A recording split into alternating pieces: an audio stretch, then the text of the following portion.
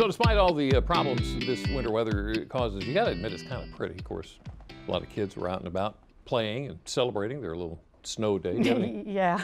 favorite snow day memories with the kids? With my kids? Yeah. Well, not really, because I always worked in the TV station and news. Oh, so you were telling people about the snow. I would tell people about the snow. My husband always had to be at the airport plowing the snow, so my kids were snow orphans, I guess. Snow orphans. Oh my. I'm sure they had fun. Okay. Well, yeah, I can How see about that. you? All right. Well, I remember one year that we went sledding down a hill in Federalsburg.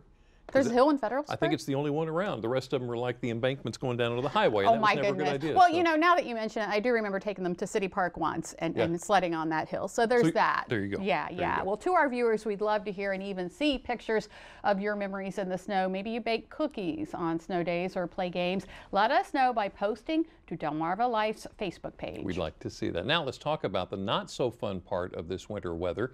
Snow, rain, freezing rain, ice. We're seeing just about all of it today, some more than others.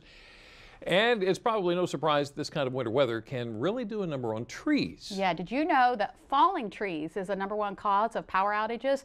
Delaware Electric Cooperative's Jeremy Tucker has more on how linemen are working to keep trees from wreaking havoc on your everyday life and what you can do to help them. Trees add a lot to your property. They increase your home's value and can increase curb appeal. But when hurricanes, nor'easters, snowstorms, and even thunderstorms strike, trees that are close to the lines can cause major problems. And that's where these Asplin tree trimming crews come in. One of our major goals at DEC is to improve reliability, make sure that the lights stay on, and make sure that our outages are reduced. To accomplish that goal, crews like these are cutting back trees and mulching up branches every day. By having a preventative vegetation management program, it allows us to control how often power goes out. So if there's any storms, ice storms, or hurricanes come down, we really mitigate how many outages that occur due to this. Aside from improving reliability, keeping trees away from power lines also provides co-op linemen with a much safer working environment. The last thing they need while working during a storm are trees hanging over the lines. Tree trimming improves reliability, helps keep linemen safe, and saves money by avoiding costly repairs. When we can prevent an outage from occurring, that improves our reliability in our system and will save the member money. It's a win-win for the co-op and its members. Efforts to keep your lights on, even in the worst of weather.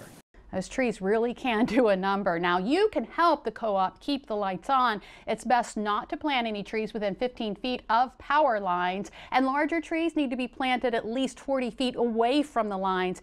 And keep in mind, a tree may be small when you plant it, but most grow very tall, very fast. We've learned that the hard way at my house. Yeah? Yeah. Cutting down trees now. And here come the guys, got to trim out the tree around the power line.